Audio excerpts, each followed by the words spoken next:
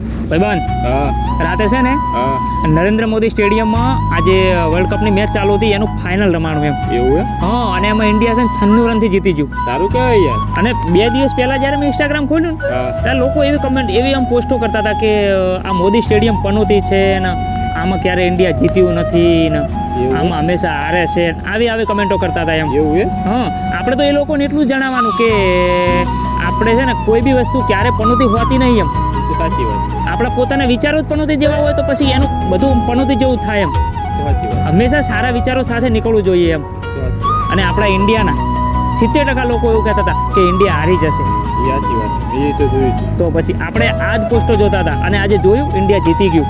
સાચી વાત છે. તો પછી એ લોકોને એટલું જ કહેવાય કે આપણાથી કોઈનું સારું ના થાય તો કંઈ નહીં, પણ ખરાબ ક્યારે નહીં વિચારવાનું. સાચી વાત. તો પછી એ લોકોને આમ રાતોરાત દેખાઈ ગયું એમ. સાચી વાત સાચી વાત થઈ પડી તો પછી જે લોકો પોસ્ટો કરીને ફરતા હતા કે સ્ટેડિયમ પનોતી છે એમને રાતોરાત પોસ્ટો ડિલીટ કરવાના વાળા આયા ભાઈબંધ. સાચી વાત છે તો મારા પછી સમયનું ચક્ર ક્યારે ફરી જાય ને કોઈ નક્કી ના હોય. કોઈ ખબર હોતી નહીં મારા ભાઈ. તો પછી આ જોઈ લીધું ભાઈબંધ. હા જોઈ લીધું. તો પછી જીવતો જાગતો દાખલો છે. સાચી વાત છે.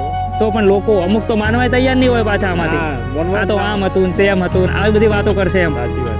તારું શું કેવું? બહુ સાચી વાત છે. તો પછી